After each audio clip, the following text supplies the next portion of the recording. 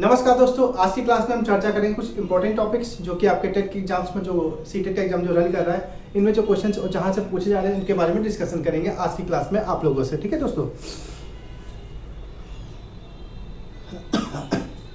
तो आज का टॉपिक है टाइप्स ऑफ एजुकेशन। एजुकेशन कितने प्रकार की होती है इसके बारे में चर्चा करते हैं। ये 3 प्रकार की होती है, आपकी फॉर्मल होती है, नॉन फॉर्मल होती है और इनफॉर्मल होती है। तो फॉर्मल क्या होती है, इनफॉर्मल क्या होती है, नॉन फॉर्मल क्या होती है, इसके बारे में पहले चर्चा कर लेते हैं आप लोगों से। उसके बाद हम आज डिस्कस करेंगे कन्वर्जेंट थिंकिंग और डाइवर्जेंट थिंकिंग। हालांकि कन्वर्जेंट थिंकिंग और डाइवर्जेंट थिंकिंग से भी आपसे क्वेश्चन पुटअप किए जाते हैं आपके एग्जाम्स में दोस्तों। ठीक है, तो पहला टॉपिक है टाइप्स ऑफ एजुकेशन। 3 प्रकार की होती है। एक होती है इनफॉर्मल। इनफॉर्मल क्या होती है, जहाँ पे कोई भी आपका शिक्षक नहीं होता, कोई भी टीचर नहीं होता है, बिना टीचर के आप एजुकेशन को ग्रहण कर लेते हो। कोई भी कॉलेज या इंस्टीट्यूट नहीं होता जहाँ पे आप कुछ पढ़ने के लिए नहीं जाते हो, उसको बोलते हैं इनफॉर्मल। अब इनफॉर्मल एजुकेशन आपकी कैसी मिलती है, एक तो आपके घर से मिलती है, आपके मम्मी पापा से मिलती है आपको, वो इनफॉर्मल एजुकेशन हो गई।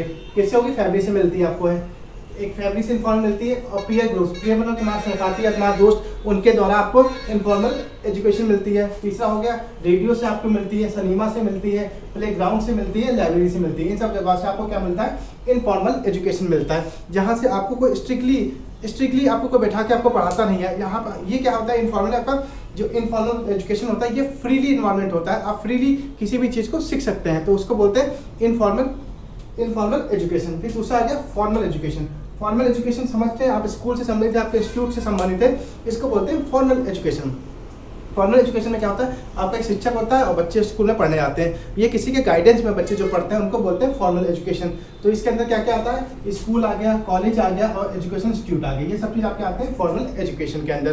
फिर आ गया नॉन फॉर्मल। नॉन फॉर्मल क्या होता है, जहाँ पे आप बिना स्कूल जाए आप किसी भी डिग्री को प्राप्त कर लेते हैं, या कॉरेस्पॉन्डेंस कोर्स कर लेते हैं, या इग्नू से कोई कोर्स कर लेते हैं, या ओपन यूनिवर्सिटी से कोई कोर्स करते हैं, तो वो होता है आपका नॉन एजुकेशन। वो होता है आपके non formal education. Non formal education वो कैसे होती है, कॉरेस्पॉन्डेंस कोर्स से आप करते हैं, समर इंटर्नशिप करते हैं। समर इंटर्नशिप क्या होती है, जब गर्मी छुट्टी आती है तो कोई ना कोई कैंप लगते हैं, वहाँ पे आपको सिखाया जाता है चीज़ों को, तो वो भी होती है आपकी नॉन फॉर्मल एजुकेशन। दूसरा होता है ऑन जॉब ट्रेनिंग, जब आप जॉब कर रहे होते हैं जब आपको कोई ट्रेनिंग दी जाती है तो वो भी होती है नॉन फॉर्मल एजुकेशन होता है। और रेडियो से, टीवी से और ओपन यूनिवर्सिटी, इग्नू वगैरह से आपको क्या मिलता है, नॉन फॉर्मल टाइप की एजुकेशन मिलती है। तो 3 प्रकार की आपकी एजुकेशन होती है, फॉर्मल, नॉन फॉर्मल और इनफॉर्मल होती है। टाइप्स ये थे आपके टाइप्स एजुकेशन के। आप इसको लिखना चाहे लिख लीजिए, या स्क्रीनशॉट लेना चाहे ले लीजिए। अब हम चर्चा करते हैं आप लोग से, अब आपसे चर्चा करेंगे डाइवर्जेंट थिंकिंग और कन्वर्जेंट थिंकिंग के बारे में दोस्तों। तो जो लोग नया है प्लीज़ मेरे चैनल को एक बार लाइक, शेयर और सब्सक्राइब करना मत भूलिएगा दोस्तों। अब चर्चा करते हैं कन्वर्जेंट थिंकिंग और डाइवर्जेंट थिंकिंग।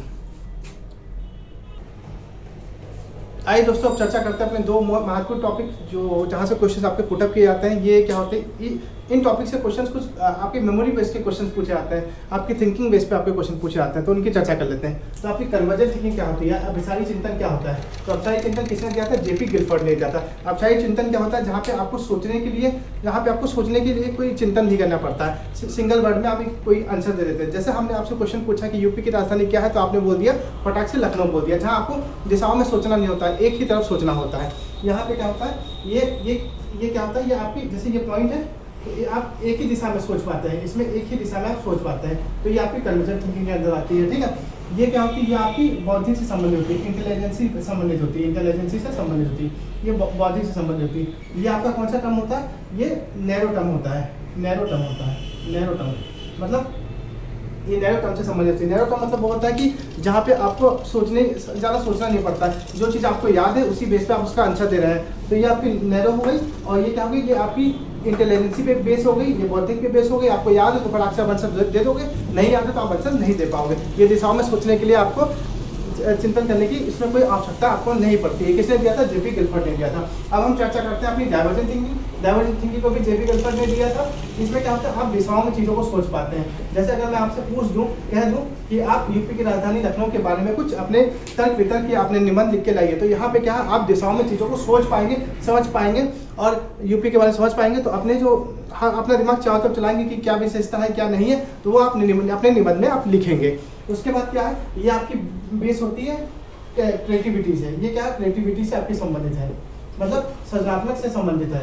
ये कि आपके अंदर क्या क्रिएटिविटी है, आप किस तरह चीज़ों को समझते हैं, दिखते हैं, बोल पाते हैं। तो दूसरा चीज़ ये आपकी बोर्ड टर्म है, ये बहुत ही बड़ा टर्म है। ठीक है, ये आपका टर्म था नैरो था, छोटा टर्म था, ये बहुत बड़ा टर्म है आपका। तो तो आई होप ये बात आपको समझ आ गई कि डाइवर्जेंट थिंकिंग और कन्वर्जेंट थिंकिंग किस तरीके से क्वेश्चन आपका पूछा गया था। तो डाइवर्जेंट थिंकिंग और कन्वर्जेंट थिंकिंग दी गई है जेपी गिलफर्ड के द्वारा। कन्वर्जेंट थिंकिंग में क्या होता है, आपको एक ही दिशा में सोचना होता है, ये बोर्ड टर्म है, ये आपकी बॉडी से संबंधित होती है। और डाइवर्जेंट थिंकिंग आपकी क्या होती है, डाइवर्जेंट थिंकिंग आपकी दिशाओं में सोचने के लिए, आपको चिंतन करने के लिए फोकस करती है। और साथ के साथ ये किसने दिया था, जेपी गिलफर्ड ने दिया था। ये आपकी क्रिएटिविटी से संबंधित है, साथ के साथ ये आपका बहुत बड़ा टर्म मतलब बोर्ड टर्म है। तो दोस्तों आई होप ये आपको 2 पॉइंट आपको समझ में आ होंगे।